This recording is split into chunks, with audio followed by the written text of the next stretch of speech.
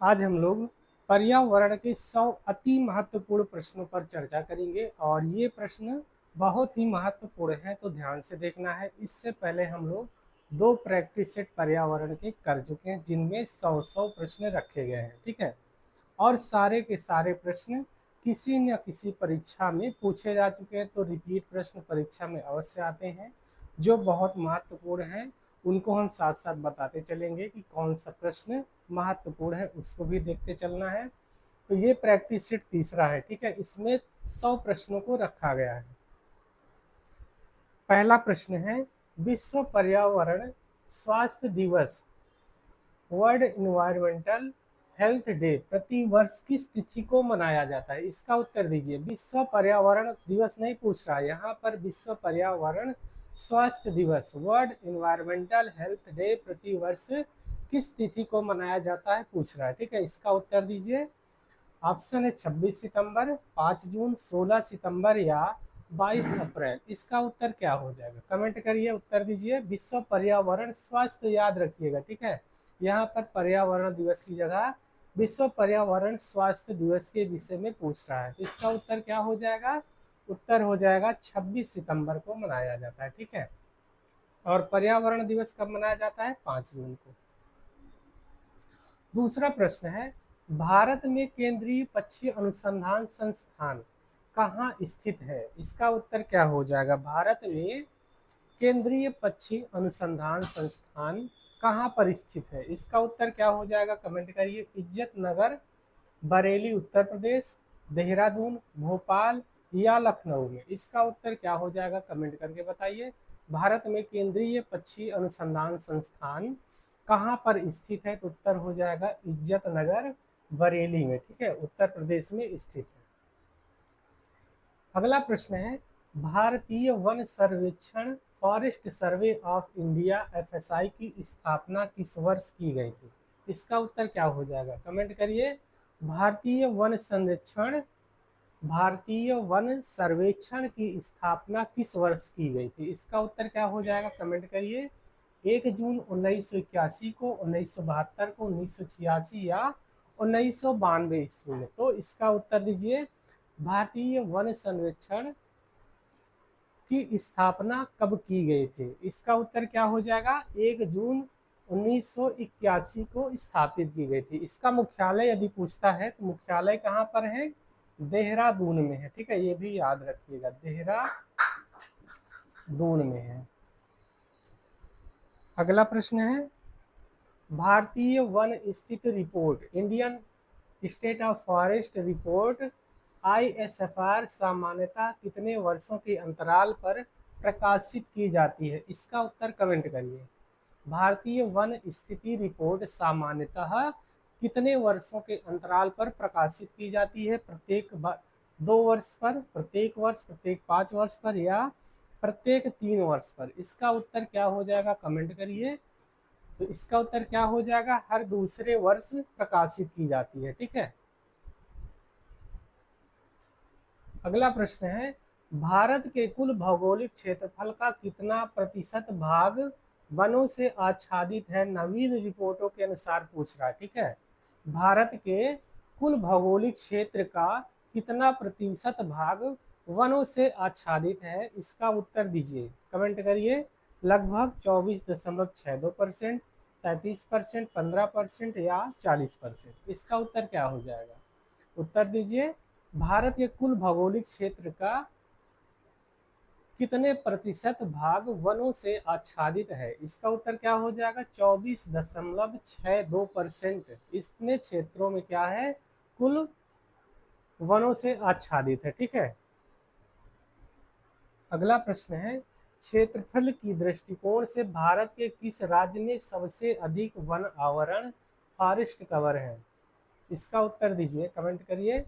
क्षेत्रफल की दृष्टि से पूछ रहा है, ठीक है। क्षेत्रफल की दृष्टि से भारत के किस राज्य में सबसे अधिक वन आवरण पाया जाता है? मध्य प्रदेश में, अरुणाचल प्रदेश, छत्तीसगढ़ या उड़ीसा में? इसका उत्तर क्या हो जाएगा?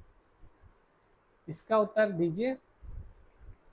क्षेत्रफल के दृष्टिकोण से पूछ रहा है कहां पर भारत में सबसे ज्यादा वनावरण है, तो इसका उत्तर क्या हो जाएगा? मध्य प्रदेश में है। ठीक है, सबसे ज्यादा फॉरेस्ट कवर कहाँ है? एमपी मध्य प्रदेश में है। इसके बाद अगला प्रश्न है, भौगोलिक क्षेत्रफल के प्रतिशत के रूप में सबसे अधिक वन आवरण वाला राज्य कौन है? अब यहाँ पर प्रतिशत के रूप में सबसे अधिक पूछ रहा है। ठीक है, अभी तक तो क्षेत्रफल के विषय में पूछा था, अब अगला प्रश्न है भौगोलिक क्षेत्रफल के रूप में। ठीक है, तो भौगोलिक क्षेत्रफल के प्रतिशत के रूप में सबसे अधिक वन आवरण वाला राज्य कौन सा है? इसका उत्तर क्या हो जाएगा? उत्तर दीजिए, कमेंट करिए। मिजोरम, अरुणाचल प्रदेश, मेघालय या मणिपुर। इसका उत्तर क्या हो जाएगा? डबल एम है। ठीक है, क्या है? क्षेत्रफल की दृष्टि से मध्य प्रदेश है, और प्रतिशत के क्षेत्र में यदि पूछा जाए तो क्या हो जाएगा? मिजोरम हो जाएगा। ठीक है, इसको याद रखिएगा। और मिजोरम में लगभग कितने प्रतिशत वनावरण है? तो 84% वनावरण है। अगला प्रश्न है, राष्ट्रीय आपदा प्रबंधन प्राधिकरण एनडीएमए का अध्यक्ष कौन होता है? इसका उत्तर क्या हो जाएगा? मोस्ट इंपॉर्टेंट प्रश्न है, याद रखिएगा। ठीक है, मोस्ट इंपॉर्टेंट प्रश्न है। राष्ट्रीय आपदा प्रबंधन प्राधिकरण एनडीएमए का अध्यक्ष कौन होता है? उत्तर दीजिए, कमेंट करिए। देश का प्रधानमंत्री, पर्यावरण मंत्री, गृह मंत्री या राष्ट्रपति? इसका उत्तर क्या हो जाएगा? राष्ट्रीय आपदा प्रबंधन प्राधिकरण एनडीएमए का अध्यक्ष कौन होता है? इसका उत्तर दीजिए। तो जो देश का प्रधानमंत्री होता है वो क्या होता है? राष्ट्रीय आपदा प्रबंधन अधिनियम का इसका प्राधिकरण का क्या होता है? अध्यक्ष होता है। ठीक है, अगला प्रश्न है, भारत में राष्ट्रीय आपदा प्रबंधन अधिनियम एनडीएमए एक्ट किस वर्ष बनाया गया था? इसका उत्तर दीजिए, कमेंट करके बताइए। 2005 में, 2002 में, 2010 या 1986 ईस्वी में? इसका उत्तर क्या हो जाएगा? भारत में राष्ट्रीय आपदा प्रबंधन अधिनियम किस वर्ष बनाया गया था? इसका उत्तर क्या हो जाएगा? 2005 में बनाया गया था। ठीक है, अगला प्रश्न है, अंतरराष्ट्रीय आपदा न्यूनीकरण दिवस international day of disaster reduction कब मनाया जाता है? इसका उत्तर दीजिए। 13 अक्टूबर, 5 जून, 11 जुलाई या 1 दिसंबर? इसका उत्तर क्या हो जाएगा?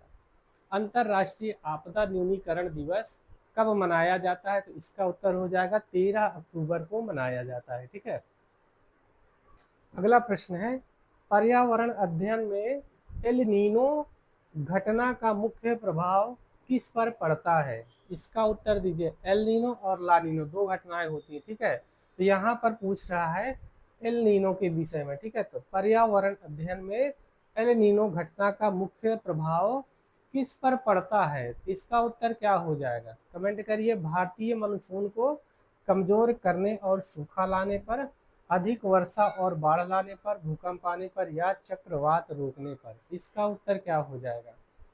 पर्यावरण अध्ययन में एल नीनो घटना का मुख्य प्रभाव किस पर पड़ता है? तो इसका उत्तर कमेंट करिए। उत्तर हो जाएगा पहला वाला। ठीक है, भारतीय मानसून को कमजोर कर देता है और सूखी जैसे स्थिति पैदा हो जाती है। अगला प्रश्न है, ला नीना का भारतीय मानसून पर क्या असर होता है? अभी तो एल नीनो पढ़े हैं, अब देख रहे हैं ला नीना का भारतीय मानसून पर क्या असर होता है। इसका उत्तर आप लोग कमेंट करिए। ठीक है, ला नीना का भारतीय मानसून पर क्या असर होता है? देख लेते हैं। मानसून मजबूत होता है और अच्छी वर्षा होती है, सूखा पड़ता है, गर्मी बढ़ती है या कोई असर नहीं होता है? तो इसका उत्तर कमेंट करके बताइए। ला नीना का भारतीय मानसून पर क्या असर होता है? तो मानसून मजबूत होता है और अच्छी वर्षा होती है। अगला प्रश्न है, भारत में बागानी कृषि के अंतर्गत सबसे महत्वपूर्ण फसल कौन सी है जो पर्यावरण और अर्थव्यवस्था दोनों से जुड़ी हुई है? इसका उत्तर दीजिए। उत्तर क्या हो जाएगा? कमेंट करिए। प्रश्न फिर से देखते हैं। भारत में बागवानी कृषि के अंतर्गत सबसे महत्वपूर्ण फसल कौन सी है जो पर्यावरण और अर्थव्यवस्था दोनों से जुड़ी हुई है? चाय, कॉफी और रबर, गेहूं और चावल, मक्का और बाजरा या कपास? इसका उत्तर कमेंट करिए, क्या हो जाएगा? भारत में बागानी कृषि यानी इसके अंतर्गत सबसे महत्वपूर्ण फसलें कौन सी हैं जो पर्यावरण और अर्थव्यवस्था दोनों से जुड़ी हुई हैं? तो इसका उत्तर क्या हो जाएगा? पहला सही हो जाएगा, ठीक है। चाय, कॉफी और रबर, ये तीनों क्या हैं? बागवानी कृषि के अंतर्गत सबसे महत्वपूर्ण फसल है। फिर अगला प्रश्न है, विश्व प्रसिद्ध चिपको आंदोलन से जुड़े सुंदर लाल बहुगुणा का संबंध मुख्य रूप से किस पेशे या क्षेत्र से था? इसका उत्तर कमेंट करें। विश्व प्रसिद्ध चिपको आंदोलन से जुड़े सुंदर लाल बहुगुणा का संबंध है मुख्य रूप से किस पेशे या क्षेत्र से रहता है? पर्यावरणविद और गांधीवादी सामाजिक कार्यकर्ता है, राजनीतिज्ञ है, वैज्ञानिक है या उद्योगपति है? इसका उत्तर कमेंट करके दीजिए। विश्व प्रसिद्ध चिपको आंदोलन के जुड़े सुंदरलाल बहुगुणा का संबंध मुख्य रूप से किस पेशे या क्षेत्र से था? तो उत्तर हो जाएगा पर्यावरणविद और सामाजिक कार्यकर्ता है, ठीक है।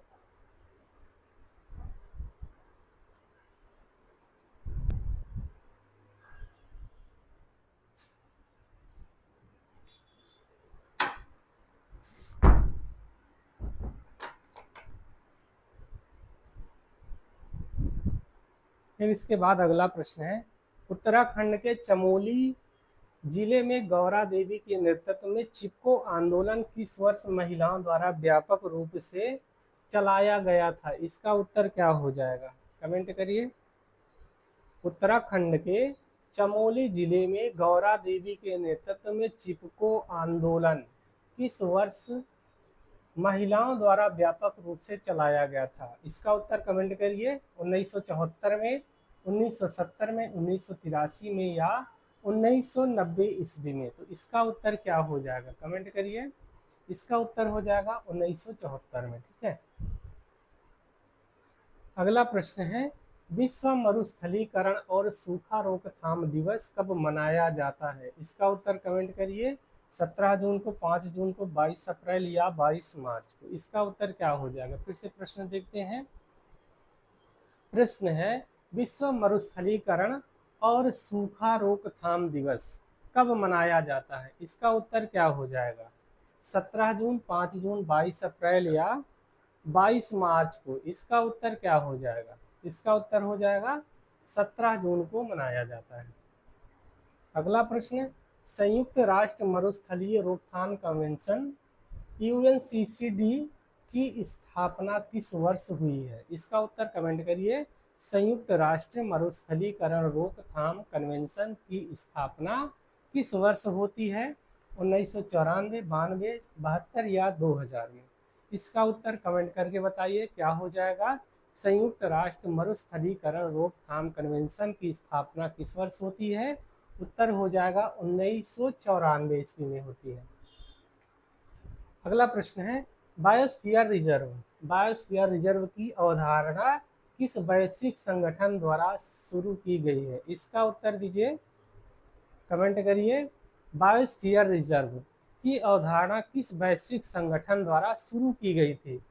यूनेस्को के द्वारा, UNEP के द्वारा, IUCN के द्वारा या WWF के द्वारा? तो इसका उत्तर क्या हो जाएगा?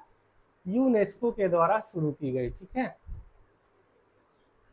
अगला प्रश्न है, भारत में वर्तमान में कुल कितने बायोस्फीयर रिजर्व जैव मंडल आरक्षित क्षेत्र यूनेस्को की विश्व नेटवर्क सूची में शामिल है? इसका उत्तर क्या हो जाएगा? कमेंट करिए। 12, 5, 18 या 20? इस समय वर्तमान में कुल कितने बायोस्फीयर रिजर्व जैव मंडल आरक्षित क्षेत्र इस यूनेस्को की विश्व नेटवर्क सूची में शामिल है? इसका उत्तर क्या हो जाएगा? तो कुल कितने हैं? 12 हैं, ठीक है। कुल कितने बायोस्फीयर रिजर्व हैं? 12 हैं। इसका उत्तर हो जाएगा 12। और भारत में कुल कितने हैं? भारत में कुल बायोस्फीयर रिजर्व कितने हैं? तो कुल 18 हैं, ठीक है। 18 में से 12 क्या है? 12 यूनेस्को के विश्व नेटवर्क सूची में शामिल किए गए। तो ये भी याद रखिएगा, बायोस्फीयर रिजर्व कितने हैं? 12, सॉरी 18 है यहाँ पे, ठीक है। 18 है और 12 को यूनेस्को की लिस्ट में शामिल किया गया है।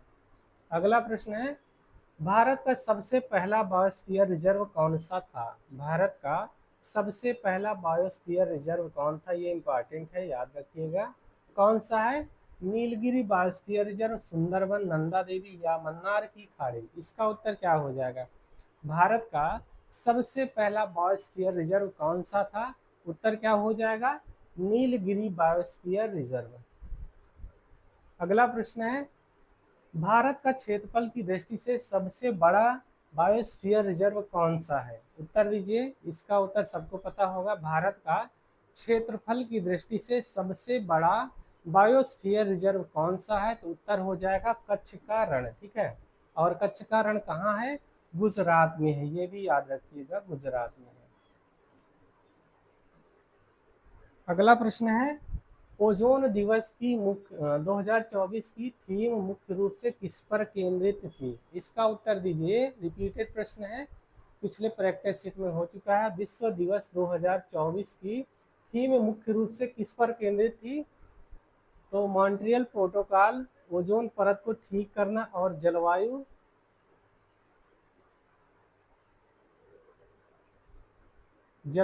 प्रदूषण को कम, क्या है मिसप्रिंट हो गया है, केवल प्लास्टिक हटाना या स्वच्छ पानी या वनीकरण। तो ओजोन दिवस का जो मुख्य थीम रहती है वो मॉन्ट्रियल प्रोटोकॉल से संबंधित रहती है। ठीक है, ओजोन परत को ठीक करना है।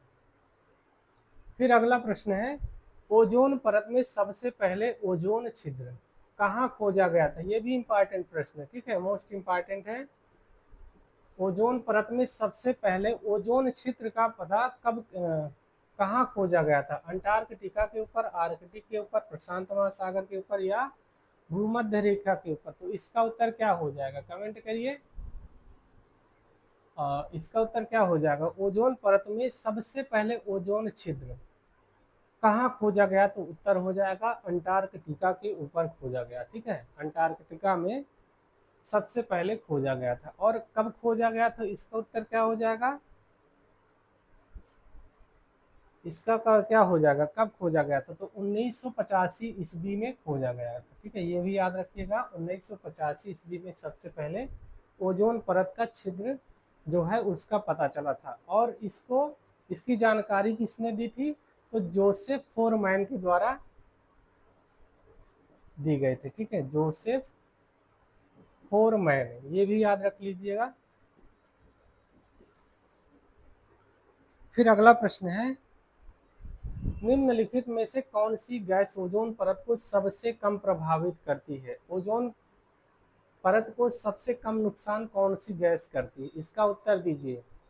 क्या हो जाएगा? कमेंट करिए।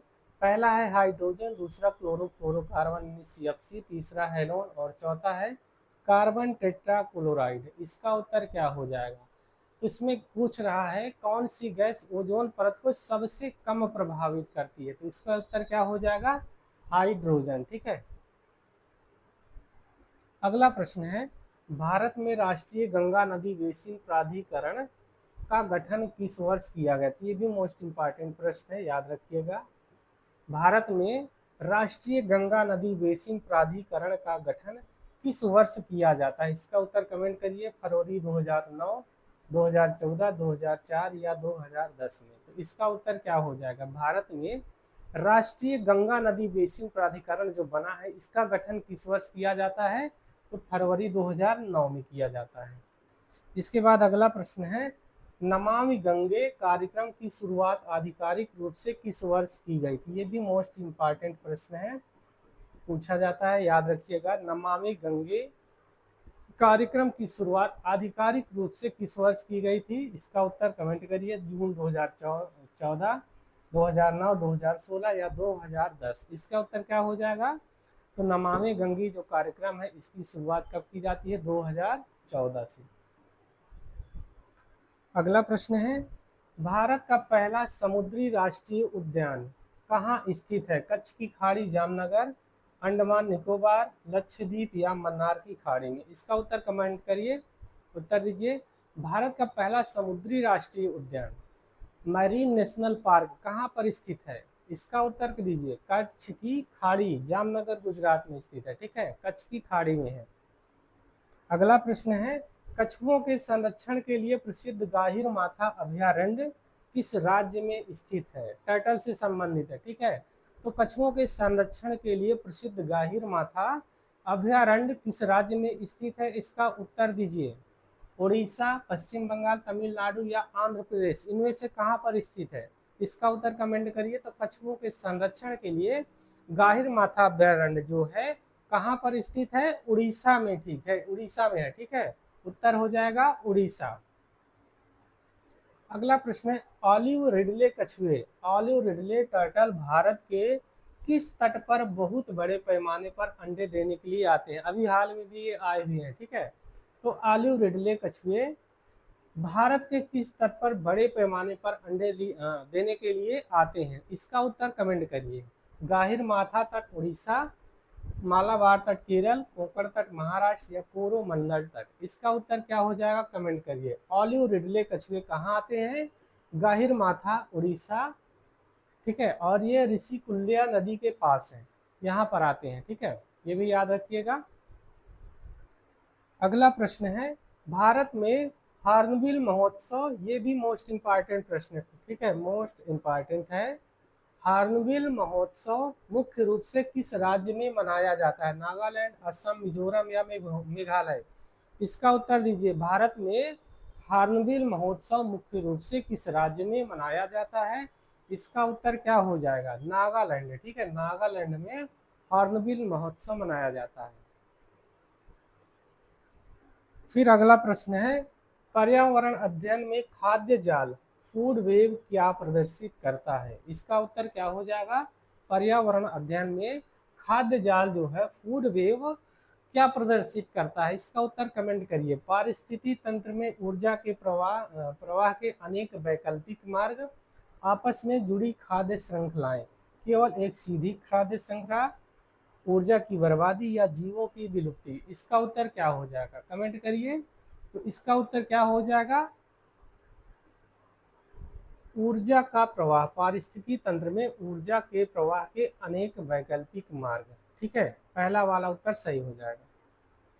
अगला प्रश्न है, पारिस्थितिकी तंत्र में शीर्ष मांसाहारी सामान्यतः किस पोषण स्तर पर आते हैं?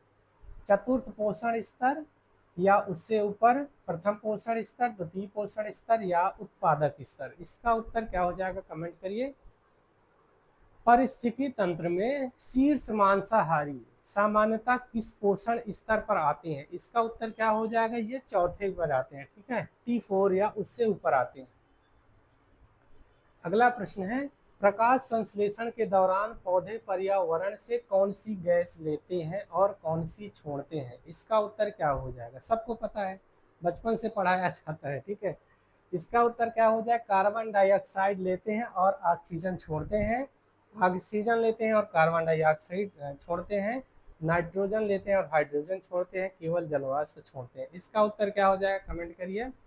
प्रकाश संश्लेषण के दौरान पौधे पर्यावरण से कौन सी गैस लेते हैं और कौन सी छोड़ते हैं? तो सबसे सरल प्रश्न है लग रहा है, कार्बन डाइऑक्साइड लेते हैं और ऑक्सीजन छोड़ते हैं। ठीक है, अगला प्रश्न है, वायुमंडल में नाइट्रोजन गैस की मात्रा कितने प्रतिशत है? वायुमंडल में नाइट्रोजन गैस की मात्रा जो है कितने परसेंट है? इसका उत्तर कमेंट करिए। लगभग 78.08%, 21%, 0.3% या 1%, इसका उत्तर क्या हो जाएगा? कमेंट करिए। बहुत सरल है। वायुमंडल में जो नाइट्रोजन है इसकी मात्रा कितनी रहती है? 78.08% है। ठीक है, तो 78 मान लेते हैं। 21% क्या है? कमेंट करिए। और 0.03% गैस कौन सी है? इसका उत्तर कमेंट करिए। वायुमंडल में ऑक्सीजन गैस की मात्रा कितने प्रतिशत है? लगभग 20.9% यानी 21%, 78%, 0.03% या 5%, इसका उत्तर क्या हो जाएगा? वायुमंडल में ऑक्सीजन कितनी प्रतिशत है? तो उत्तर हो जाएगा 21%। ठीक है, 20.95%। अगला प्रश्न है, वायुमंडल में कार्बन डाइऑक्साइड की मात्रा लगभग कितनी परसेंट है? लगभग 0.04% या 0.038%, 1%, 1% या 78%, इसका उत्तर क्या हो जाएगा? कमेंट करिए। कार्बन डाइऑक्साइड पूछ रहा है। ठीक है, CO2 कितने परसेंट है? तो CO2 0.04% यानी 0.038% है।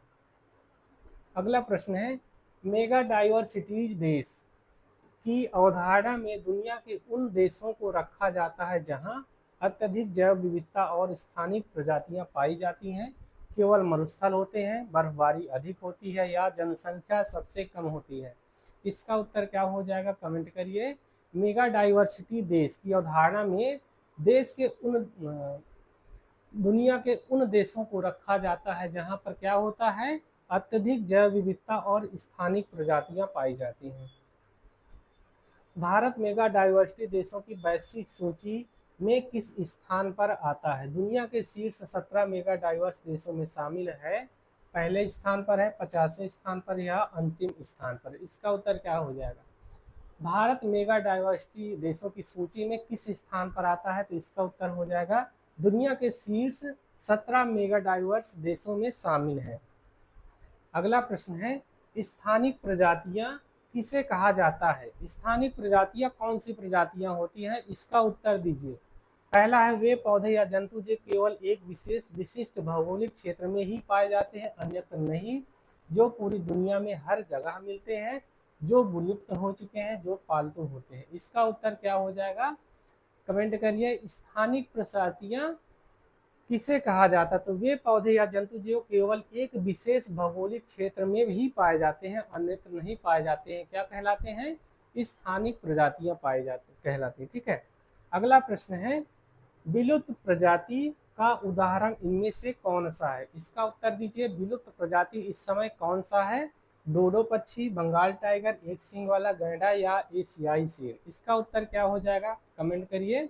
विलुप्त प्रजाति का उदाहरण इनमें से कौन सा है? तो उत्तर क्या हो जाएगा, डोडो पक्षी है। ठीक है, पहला उत्तर सही हो जाएगा। डोडो पक्षी जो है इस समय विलुप्त प्रजाति के अंतर्गत आता है। अगला प्रश्न है, भारत में चीता को किस वर्ष आधिकारिक रूप से विलुप्त घोषित किया गया है? भारत में चीता को किस वर्ष आधिकारिक रूप से विलुप्त घोषित किया गया? इसका उत्तर कमेंट करिए। 1952 में, 72 में, 80 में या 1995 ईस्वी में? इसका उत्तर क्या हो जाएगा, चीता को 1952 में विलुप्त प्रजाति घोषित किया गया है। अगला प्रश्न है, भारत में अफ्रीकी चीतों को पुनः किस राष्ट्रीय उद्यान में बाहर लाकर बसाया गया है? कूनो राष्ट्रीय उद्यान, मध्य प्रदेश, जिम कॉर्बेट, काजीरंगा या गिर? इसका उत्तर कमेंट करिए। भारत में अफ्रीकी चीतों को पुनः किस राष्ट्रीय उद्यान में बाहर से लाकर बसाया गया? यानी अफ्रीकी चीतों को भारत लाया गया है, उन्हें कहाँ पर बसाया गया है? बहुत सरल प्रश्न है। तो कूनो राष्ट्रीय उद्यान में बसाया गया, ये मध्य प्रदेश में है। अगला प्रश्न है, पर्यावरण शिक्षा, इन्वायरमेंटल एजुकेशन को स्कूल स्तर पर अनिवार्य विषय बनाने का निर्देश सुप्रीम कोर्ट ने किस वर्ष दिया था? ये भी महत्वपूर्ण प्रश्न है। ठीक है, पर्यावरण शिक्षा को स्कूल स्तर पर अनिवार्य विषय बनाने का जो निर्देश सुप्रीम कोर्ट ने दिया था, किस वर्ष दिया था? 1991 में दिया था। ठीक है। अगला प्रश्न है, पर्यावरण प्रभाव आकलन की प्रक्रिया सबसे पहले किस देश में शुरू हुई? इसका उत्तर कमेंट करिए। पर्यावरण प्रभाव आकलन की प्रक्रिया सबसे पहले कहाँ शुरू होती है? तो उत्तर हो जाएगा संयुक्त राज्य अमेरिका में हुई थी। ठीक है, कब हुई थी? 1969 ईस्वी में शुरू की जाती है। इसके बाद अगला प्रश्न है, भारत में पर्यावरण प्रभाव आकलन को वैधानिक रूप से किस वर्ष पर्यावरण नियमों के तहत अधिसूचित किया गया? 1994, 86, 2006 या 2000 में? इसका उत्तर क्या हो जाएगा? इसका उत्तर क्या हो जाएगा, बताइए। भारत में पर्यावरण प्रभाव आकलन को वैधानिक रूप से किस वर्ष पर्यावरण नियमों के तहत अधिसूचित किया गया है? इसका उत्तर क्या हो जाएगा, 1994 में अधिसूचित किया गया। अगला प्रश्न है, सतत विकास सस्टेनेबल डेवलपमेंट गोल्स संयुक्त राष्ट्र द्वारा कुल कितने लक्ष्यों के साथ कब तक प्राप्त करने का संकल्प लिया गया? महत्वपूर्ण प्रश्न है, याद रखिएगा। सतत विकास लक्ष्य जो निर्धारित किया गया है, सस्टेनेबल डेवलपमेंट गोल, और ये संयुक्त राष्ट्र द्वारा निर्धारित किया गया है। इसमें संयुक्त राष्ट्र द्वारा कुल कितने लक्ष्यों को कब तक प्राप्त करने का संकल्प लिया गया? इसका उत्तर क्या हो जाएगा? 17 लक्ष्य वर्ष 2030 तक पूरा करना है, 10 लक्ष्य 2025 तक, 21 लक्ष्य 2050 तक, या 8 लक्ष्य 2015 तक। इसका उत्तर क्या हो जाएगा? तो उत्तर हो जाएगा 17 लक्ष्य है, ठीक है, और 2030 तक इन्हें पूर्ण करना है। अगला प्रश्न है, सतत विकास लक्ष्यों एसडीजी में पर्यावरण, जलवायु और जीवन से संबंधित प्रमुख लक्ष्य कौन से हैं? एसडीजी गोल 13 जलवायु कार्रवाई, एसडीजी गोल 14 या जलीय जीवन, एसडीजी गोल 15 स्थलीय जीव, केवल एसडीजी 1 और 2, एसडीजी 5 और 6 कोई पर्यावरण लक्ष्य नहीं। इसका उत्तर क्या हो जाएगा? कमेंट करिए। सतत विकास लक्ष्य में पर्यावरण, जलवायु और जीवन से संबंधित जो प्रमुख लक्ष्य हैं कौन से हैं? इसका उत्तर हो जाएगा 13, 14 और 15, ठीक है, ये तीनों हैं, इसको याद रखिएगा। अगला प्रश्न है, मिलेनियम डेवलपमेंट गोल्स के बाद किस नए फ्रेमवर्क को लाया गया था? सतत विकास लक्ष्य, एजेंडा 21, क्योटो प्रोटोकॉल या पेरिस समझौता? इसका उत्तर क्या हो जाएगा? मिलेनियम डेवलपमेंट गोल्स के बाद किस नए फ्रेमवर्क को लाया गया था? इसका उत्तर क्या हो जाएगा? सतत विकास लक्ष्य को लाया गया था, ठीक है, यानी एसडीजी गोल लाया गया था। अगला प्रश्न है, भारत की पहली सौर ऊर्जा से संचालित होने वाली पंचायत कौन सी है? ये इंपॉर्टेंट है, ठीक है, पूछ रहा है भारत की पहली सौर ऊर्जा से संचालित होने वाली पंचायत कौन सी है? ग्राम पंचायत पूछ रहा है, ठीक है। मोढेरा ग्राम पंचायत, मेहसाणा गुजरात, मावली गांव, रोलेगढ़ सिद्धि या की गांव? इसका उत्तर क्या हो जाएगा? भारत की पहली सौर ऊर्जा से संचालित होने वाली पंचायत कौन सी है? उत्तर हो जाएगा मोढेरा ग्राम पंचायत, ठीक है, गुजरात में है। अगला प्रश्न है, भारत का पहला कार्बन तटस्थ जिला या पंचायत कौन सा? अब पूछ रहा है कार्बन तटस्थ कौन सा है, तो भारत का पहला कार्बन तटस्थ जिला या पंचायत कौन सा है? पल्मी ग्राम या पल्ली पंचायत, सांबा जिला जम्मू कश्मीर, लेह सिक्किम या अंडमान? इसका उत्तर क्या हो जाएगा? कमेंट करिए। भारत का पहला कार्बन तटस्थ पूछ रहा है, ठीक है, कार्बन तटस्थ कौन सा है? उत्तर इसका क्या हो जाएगा? पल्ली ग्राम या पल्ली पंचायत, ठीक है, जम्मू कश्मीर में, इसको भी याद रखिएगा।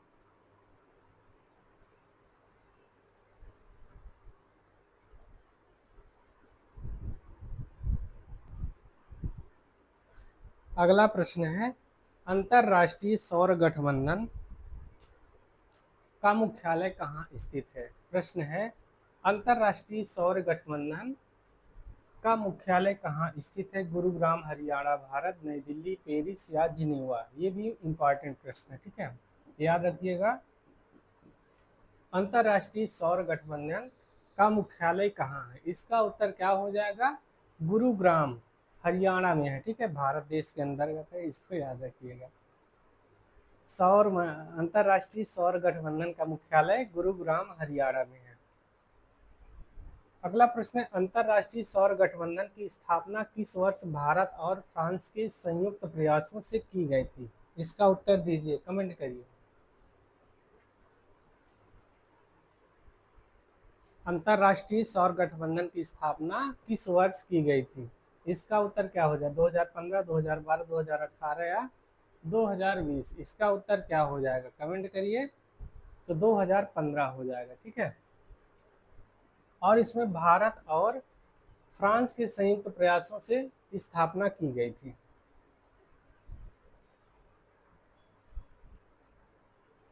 मिशन लाइफ का विचार सबसे पहले किस देश के प्रधानमंत्री द्वारा वैश्विक स्तर पर रखा गया था? इसका उत्तर क्या हो जाएगा? मिशन लाइफ का विचार सबसे पहले किस देश के प्रधानमंत्री के द्वारा वैश्विक स्तर पर रखा जाता है? उत्तर दीजिए। भारत, फ्रांस, अमेरिका या जर्मनी के द्वारा? इसका उत्तर क्या हो जाएगा? इसका उत्तर हो जाएगा भारत, ठीक है, प्रधानमंत्री नरेंद्र मोदी द्वारा COP26 ग्लासगो में रखा गया था, ठीक है, ये भी याद रखिएगा, भारत के प्रधानमंत्री नरेंद्र मोदी के द्वारा। अगला प्रश्न है, ग्लासगो जलवायु सम्मेलन COP26 किस वर्ष आयोजित हुआ था? 2021, 15, 2019 या 2023? इसका उत्तर दीजिए। ग्लासगो जलवायु सम्मेलन COP26 किस वर्ष आयोजित किया गया था? इसका उत्तर क्या हो जाएगा? 2021 में हुआ था। अगला प्रश्न है, COP28 जलवायु सम्मेलन का आयोजन वर्ष 2023 में किस देश में किया गया था? संयुक्त अरब अमीरात, दुबई, मिस्र, ब्रिटेन या ब्राजील में? इसका उत्तर क्या हो जाएगा? COP28 कहाँ आयोजित किया गया है? इसका उत्तर क्या हो जाएगा? UAE दुबई में COP28 हुआ है। ठीक है। अगला प्रश्न है, भारत सरकार ने देश को नेट शून्य कार्बन उत्सर्जन का लक्ष्य किस वर्ष तक प्राप्त करने का लक्ष्य रखा है? ये भी मोस्ट इम्पॉर्टेंट प्रश्न है, चर्चा में रहता है। तो भारत सरकार ने देश को नेट शून्य, net zero carbon emission, carbon उत्सर्जन का लक्ष्य किस वर्ष तक प्राप्त करने का लक्ष्य रखा है? वर्ष 2070, 2030, 2050 या 2040? इसका उत्तर कमेंट करिए, उत्तर क्या हो जाएगा?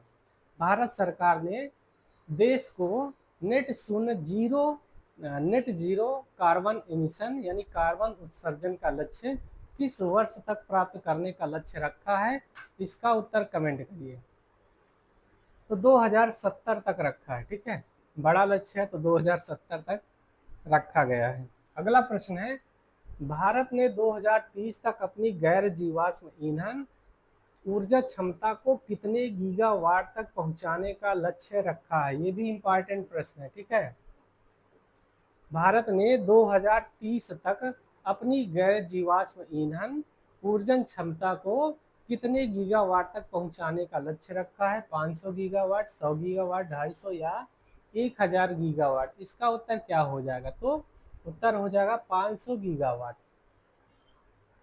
ध्वनि प्रदूषण को मापने की मानक इकाई क्या है? इंपॉर्टेंट प्रश्न है, डेसिबल, हर्ट्ज, पास्कल या डाप्सन? इसको याद रखिएगा। ध्वनि प्रदूषण को मापने की इकाई क्या है? इसका उत्तर कमेंट करिए। तो उत्तर हो जाएगा डेसिबल। ठीक है।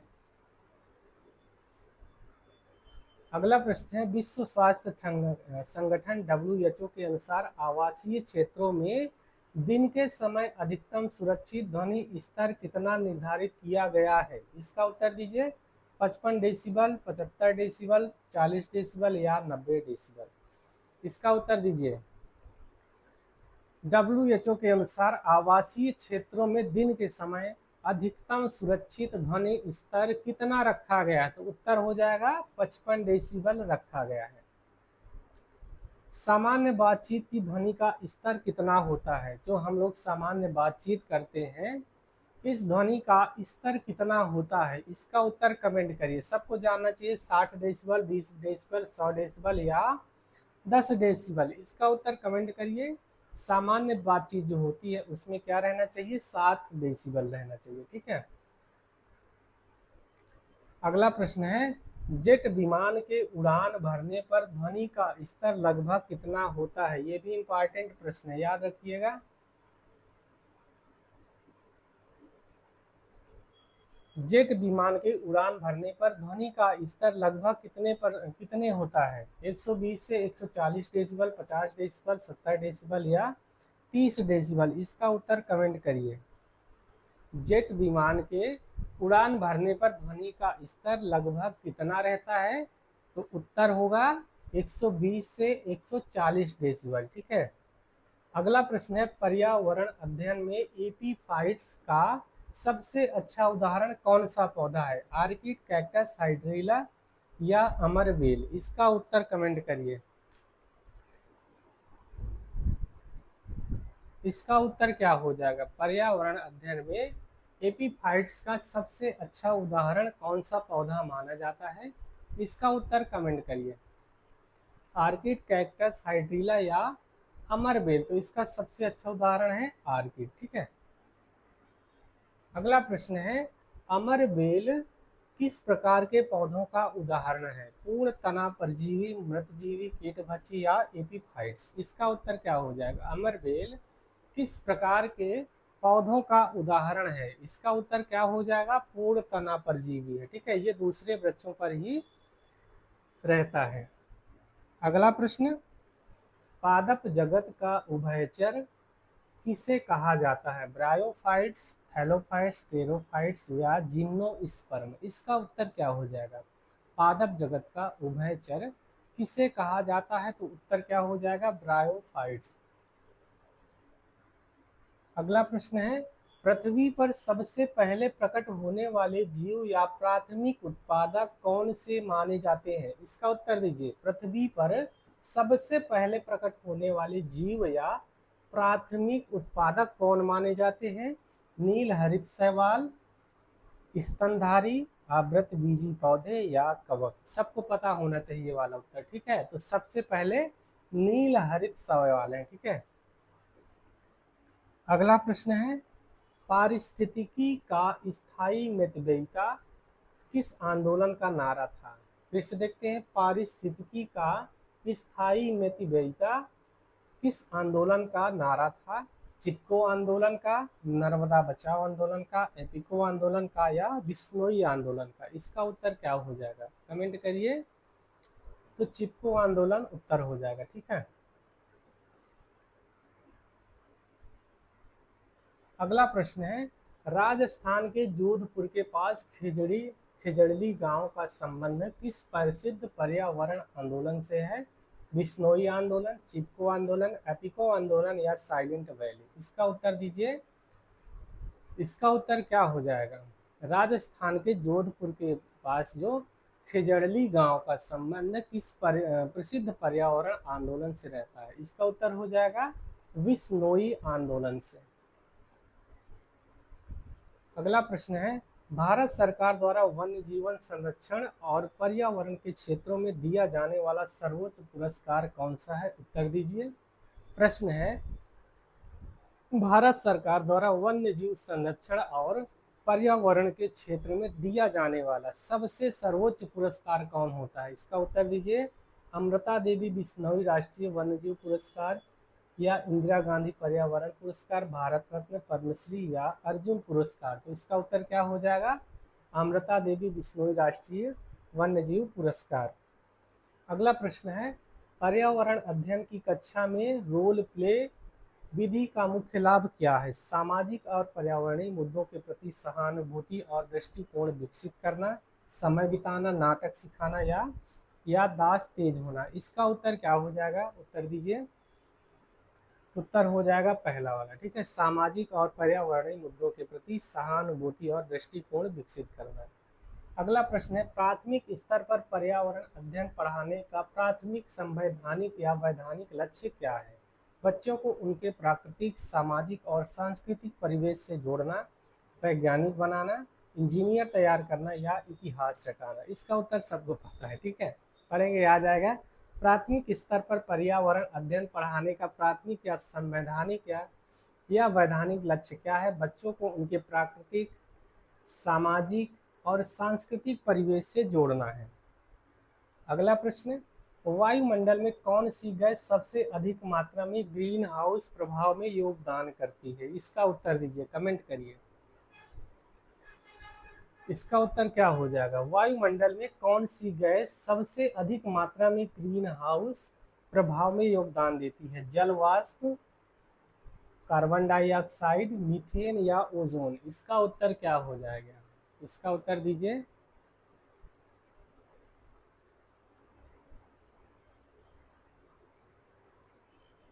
क्या हो जाएगा उत्तर? कमेंट करिए।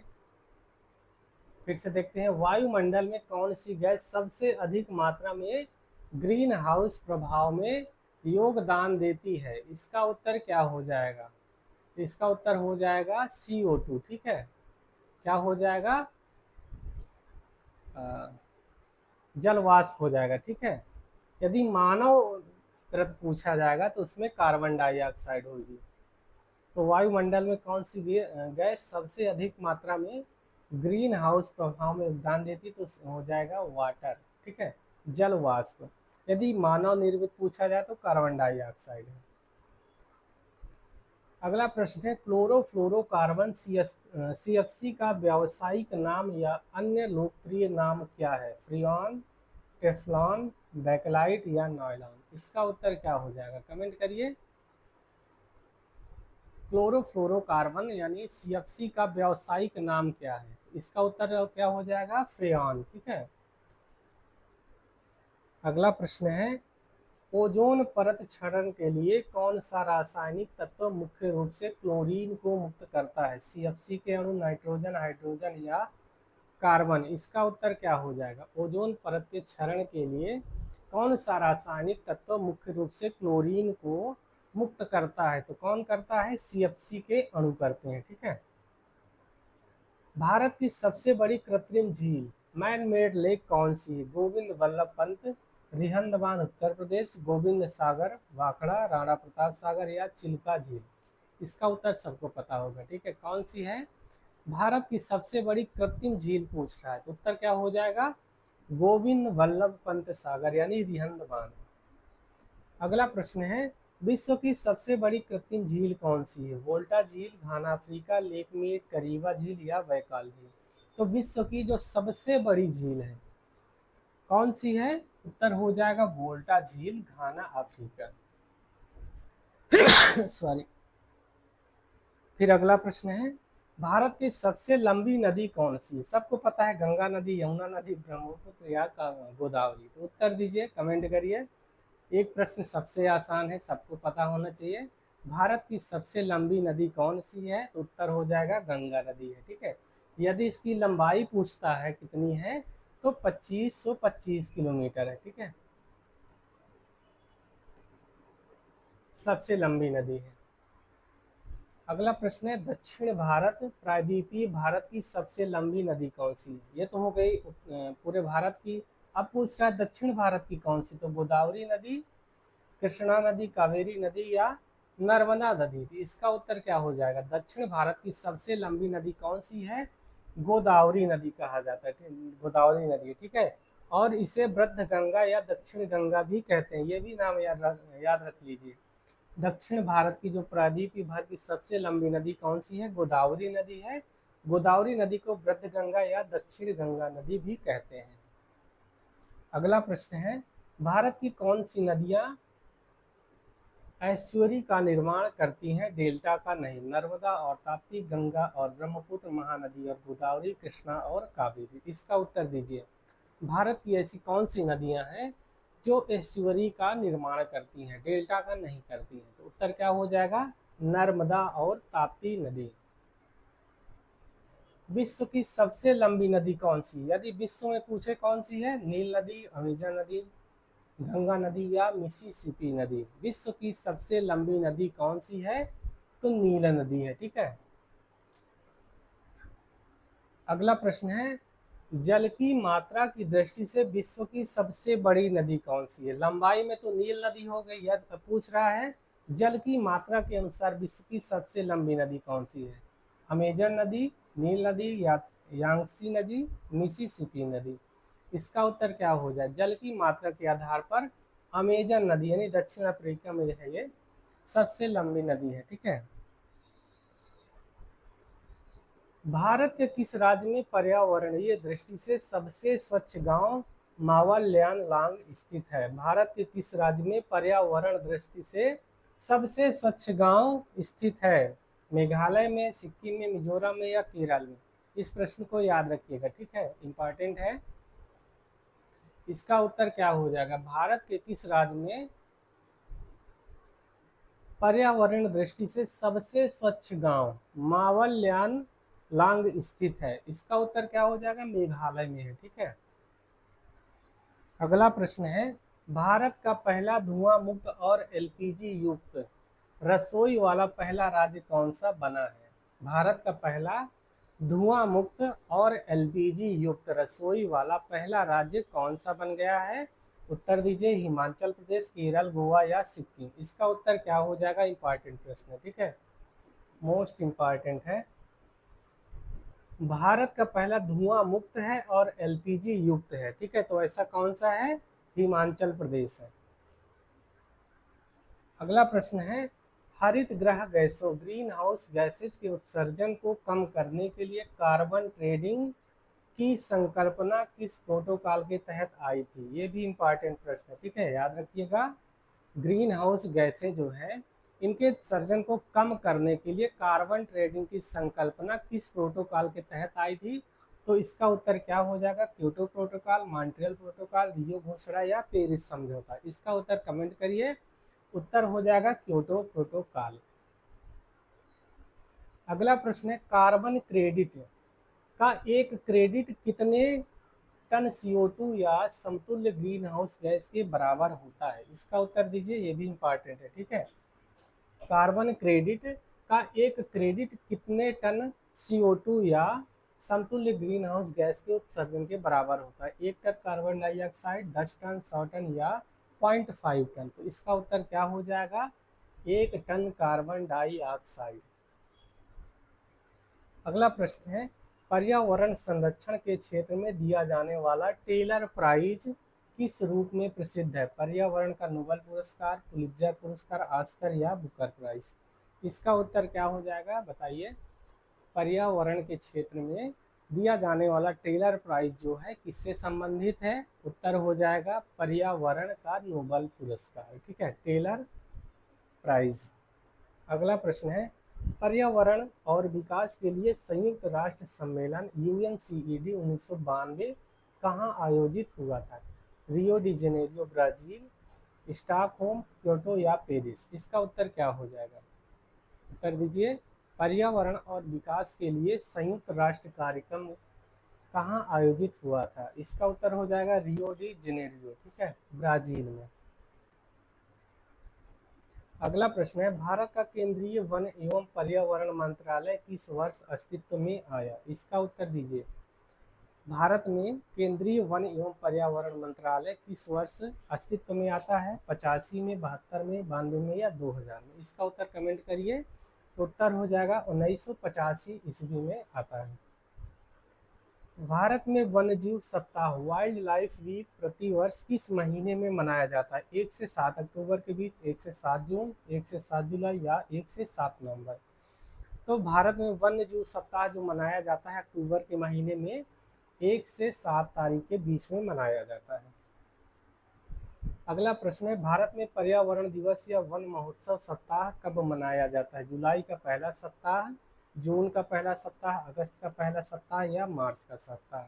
इसका उत्तर क्या हो जाएगा, कमेंट करिए।